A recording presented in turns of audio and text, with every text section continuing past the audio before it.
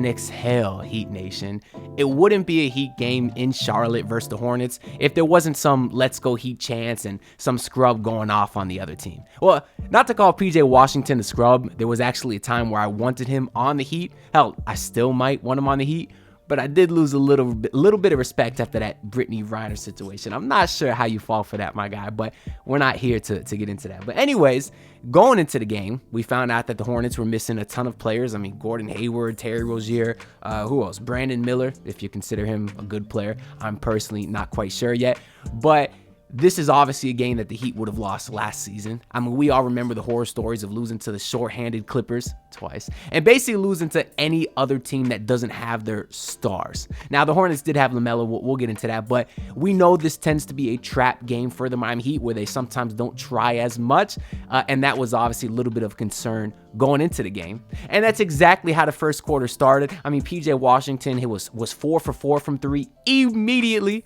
after shooting like 16% prior in the beginning of the season. In fact, the whole Charlotte Hornets were going off, and just when you thought it couldn't get any worse, they brought in Hall of Fame random scrub Heat killer Ish Smith, who really didn't do that much tonight.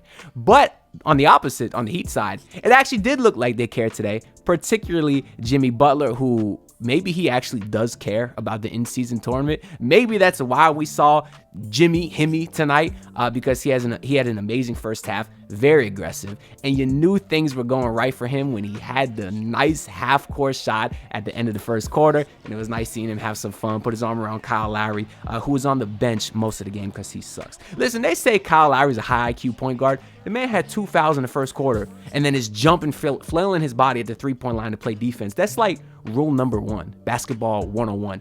Don't leave your feet to contest the three-point shot. Take the short, choppy steps. Y'all know the drill. That ends my Kyle Lowry slander for today. Is he deserving of it? Absolutely not, but I decided to take this video that direction anyways. But only kidding, half kidding. But there was a lot of good tonight. I think I'm just gonna go through the box score and speak my thoughts on every player, because the game is kind of how we expected. Fortunately, the Heat were able to come back. They were able to withstand that hot shooting from Charlotte. They did have a monster second quarter in which they outscored the Hornets 32-16. But the fourth quarter obviously was kind of back and forth. The Hornets hit a lot of big shots, but the Heat were able to overcome some sloppy execution on their end and come out with the dub. So let's talk about Jimmy Butler. 32 points, 5 assists, 4 rebounds, and those steals. The funny thing about this, and I mentioned it last video, is it certainly looked like a Jimmy Butler game. It looked like he was trying. It didn't necessarily look like he had 32 points. And the reason that's funny is because it looked like PJ Washington was going off, having the game of his life, and he also had 32 points. That's the thing about great scorers like Jimmy Butler. It doesn't always look like they're having some kind of fantastic game, but at the end of the day, the stats are always there. And my God, he shot 10 of 14 tonight. So it's not like Jimmy's a chucker. We know he's not a chucker, but he was even more efficient than usual. And he had 14 free throw attempts, which is always the best sign that he was being aggressive. In addition to Bam Adebayo, who had 6 free throw attempts, I'm fine with that. Obviously, he's had games with a lot more this year, but there was games in the past where he'd have 2 or 3. I love to see the 6 free throw attempts, or the 6 free throw attempts from Bam, 6 shot attempts. So of course, he continued his aggressiveness. He finished with 21 and 11. So another monster rebounding night from him. He had this crazy spin move, I think in the second half, where he did like a spin driving towards the hoop, double clutch. And I just thought it was funny because when they played the Hawks a few games ago, there was either some Hawks announcers, some Hawks dumbass on Twitter, who was saying that Clint Capella is basically the same as Bam Adebayo without a mid-range jump shot.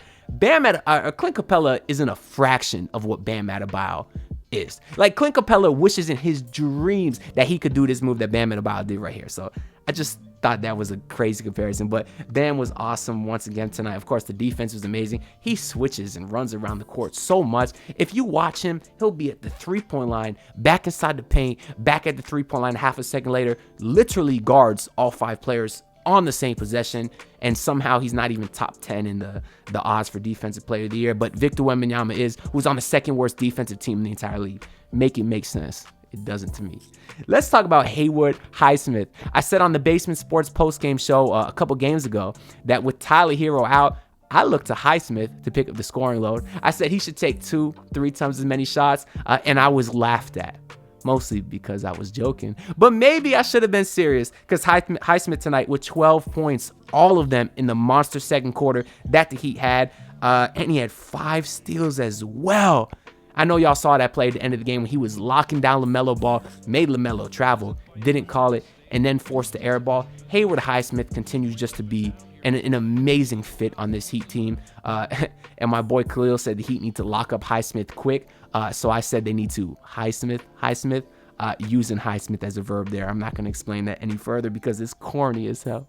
But he's awesome. And I officially stamped my my conversion to a Highsmith believer. I put it on the Twitter. Y'all can follow me at @AnthonyD_Heat because I am a Highsmith believer. After being a huge doubter for 2 years now, I'm a believer. He's taken a major jump this offseason, and everyone in the comments, feel free to say I told you so, because y'all been telling me to believe in Highsmith for a while, and I certainly do now. He was awesome tonight. Duncan Robinson continues his hot shooting, 18 points. I was looking at the anonymous player prop betting app that doesn't sponsor me, so I will not say their name. They had him at 15.5 points going into tonight. If y'all would have told me 2 weeks ago that I'd ever see Duncan Robinson at 15.5 points, I would have never believed you in a million years. I would have smashed the under over and over. But when I saw that number tonight, I didn't feel comfortable taking the over. I certainly didn't bet. I certainly didn't bet the under. But I didn't feel comfortable taking either. Y'all know what I'm trying to say. Because we know he has a tendency to be inconsistent, and he hooped out last game with 26 points. But he had another monster game today with 18 points, 8 rebounds, and 5 assists. And he shot 6 of 13 and 4 of 10 from 3. So very, very solid on high volume. To round out the starting lineup, Kyle Lowry, 0 points. Don't care. And Drew Smith only played 3 minutes tonight. How nice was that? After I felt like he played 40 minutes last game. He didn't do too much, nothing good, nothing bad. So I won't criticize you for once, Drew Smith. But let's talk about Josh Richardson. Didn't shoot the ball particularly well today. He was 2 for 10. My God, that was way worse than I thought. But that's because he was so awesome on the defensive side of the ball, and he had 6 assists, not to mention that nice dime he had to Jaime Jaquez, who was sitting wide open in the paint today. His vision has looked great this last couple games. Spo's been trusting him to play the fourth quarter in those closing lineups over Kyle Lowry. I think that says something. Now, when Tyler Hero comes back, it'll be interesting to see who closes with Jimmy and Bam. I think you will get Jay Rich because of the defense. Now, will it be Highsmith? Will it be Jaime? Will it be Duncan? Hell, maybe it's not even Jay Rich, because a lot of those other options sound really great as well. In addition to Jaime Jaquez, who's now played all 12 minutes in the fourth quarter for 4 straight games now. So that maybe makes me think that when Tyler comes back, Jaime has his spot locked also, because he's also been good defensively. Maybe not as good as Jay Rich, who certainly stepped it up back to the old Jay Rich that we've seen, because to start the season, Jay Rich was not good defensively. He was coming off injury, so maybe he's healthy now and back to the Jay Rich of old on the defensive side, which is huge for this team. But Jaime Jaquez, man, very, very strong defensively. Again, great vision tonight. Only 1 assist, but you can tell he plays very, very well in the flow of the offense. But 17 points, hit a couple threes today, hit 1 3 today as well. But still very efficient overall, 8 for 13. He can do everything out there. I was checking his 2-point stats because I feel like anytime he's inside the arc, he never misses. He's at 62% this year, which I'd imagine, not including centers, has got to be one of the tops in the league. Even had a floater at the buzzer to end the second quarter that ended up not counting. I think it was to end the third quarter. It ended up not counting anyways. But still, every time he shoots inside the arc, I feel like it's going in. And he was post-up fading today. He was doing the little Dirk one-legged. It's hard to not get excited when talking about Jaime Jaquez, and I am glad that the Heat have him over Cam Whitmore. And to tell you the truth, I didn't really want Cam Whitmore to begin with. A lot of Heat fans are still salty about that. They're saying if he was in the Heat system, he'd actually play. I think if he was good, he'd play in Houston because they could use him, although Houston's been playing well. But I didn't really want Cam Whitmore because he reminded me of Justice Winslow, not in the game sense, but just in the sense of the Heat didn't expect Winslow to be there. They didn't work him out. They took him because he fell. And Winslow worked out for a little bit, but he ultimately ended up not working out at all or great. And I was scared that was going to happen with Whitmore just because no one really expected him to fall to 20 or 21 where they got Jaquez. And I didn't want the Heat just to take him because of all the hype surrounding him. And we've seen so far, Cam Whitmore has barely played for Houston. Kevin Love got 13 minutes, shot the ball terrible. Every time he misses a 3, it hits the front of the rim. Just shoot it harder, Kevin. but I'm not going to get mad at you. I know you'll be there towards playoff time. But it certainly does seem like Spo trusts him a lot more than Thomas Bryant, who, again, only logged 3 minutes tonight. What else do we got here? I wrote down some highlights I think I want to talk about. Did I cover them all? I absolutely did cover them all. So, on the Hornets side of things, you got PJ Washington. We talked about who went off tonight, and the only guy worth talking about here is obviously LaMelo Ball, who was 9 for 26. God, I honestly don't think if I was a Charlotte Hornets fan, I would like LaMelo Ball on my team. I mean, half the time he's doing these great these great razzle-dazzle one-legged step-backs and beautiful lobs because he is a very talented player. But the other half of the time he's doing stuff like this. Yeah. That's Eric Spoelstra, whatever that was. That's exactly what LaMelo Ball does. And you gotta love Eric Spoelstra when he gets animated. It's really the funniest thing. But I think that's really all I want to say about this game. Of course, the Heat got another in-season tournament win for whatever that's worth. Don't care. The Hornets court, don't like it. I just don't like the in-season templates in general. But that's really all I got to say for this video. The next game for the Heat is at home Thursday versus the Brooklyn Nets, so they have a chance to redeem themselves when they beat us earlier in the season. But let me know what y'all think down below about this game tonight. I want to ask y'all again, do you think this Heat team is better without Tyler Hero? Because it's certainly looking that way. And if not, then don't worry, because there is some other reinforcements on the way. And no, I'm not talking about Zach LaVine, who I did drop a video earlier today. Make sure y'all go check that out. I basically covered everything you need to know, from possible trade packages to the contract situation.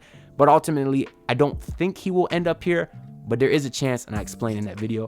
But the reinforcement they have coming back is Caleb Martin, who, according to Ira Winderman, posted this video of him practicing, or it was actually post-practice, but it still looked like maybe they were doing a little bit of a 2-on-2 at least. And Caleb looked like he's trying hard. He looked like he was jumping well.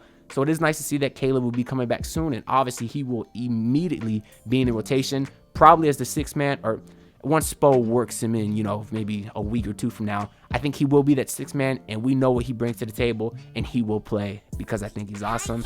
But that's really all I got. So make sure y'all leave a like. It helps me out a lot. The algorithm will pump these videos out if y'all show support. So please do that, and please subscribe. We're less than 50 from 3K, and I'll see y'all next time. Peace out. Look, pull up in the city, tryna get that dead face.